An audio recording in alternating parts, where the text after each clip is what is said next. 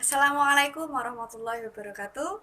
Halo anak-anakku yang solih dan soliha, berjumpa lagi dengan Bu Erlita untuk belajar IPA, pertemuan yang kedua. Pertemuan sebelumnya kita sudah belajar sistem reproduksi manusia. Kita mempelajari struktur dan fungsi organ reproduksi pria dan struktur dan fungsi organ reproduksi wanita. Hari ini kita akan membahas proses pembentukan sperma atau yang disebut sebagai spermatogenesis.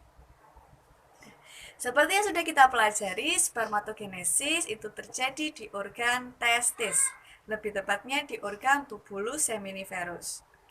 Proses spermatogenesis itu berlangsung selama 74 hari dalam satu kali proses. Spermatogenesis akan dimulai dibentuk ketika seorang laki-laki telah memasuki usia pubertas. Mari kita lihat tahap-tahapan proses pembentukan sperma. Di dalam testis, tepatnya di tubulus seminiferus, terdapat sel-sel induk sperma yang kita sebut sebagai spermatogonium. Spermatogonium akan membelah secara mitosis menjadi spermatosit primer. Spermatosit primer ini ukurannya lebih besar dari spermatogonium. Spermatosit primer akan membelah secara meiosis menjadi dua sel dengan ukuran yang sama besar. Kita menyebutnya spermatosit sekunder. Spermatosit sekunder akan membelah lagi secara meiosis yang kedua.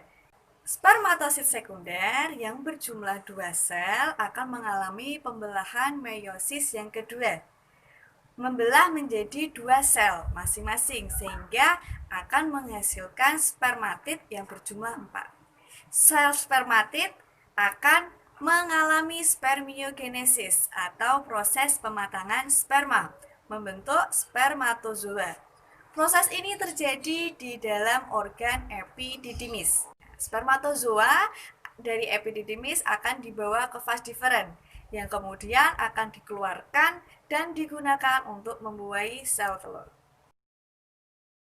Terima kasih sudah belajar bersama Bu Erlita materi pembentukan sel sperma atau spermatogenesis. Ada pertanyaan? Kalau tidak ada pertanyaan, seperti biasa, tugas yang pertama adalah membuat jurnal refleksi dengan pertanyaan seperti yang tersedia. Kemudian di-screenshot dan dikirim ke WA Bu Erlita. Untuk tugas yang kedua adalah membuat diagram spermatogenesis di dalam buku catatan kalian. Demikian pembelajaran IPA pada hari ini.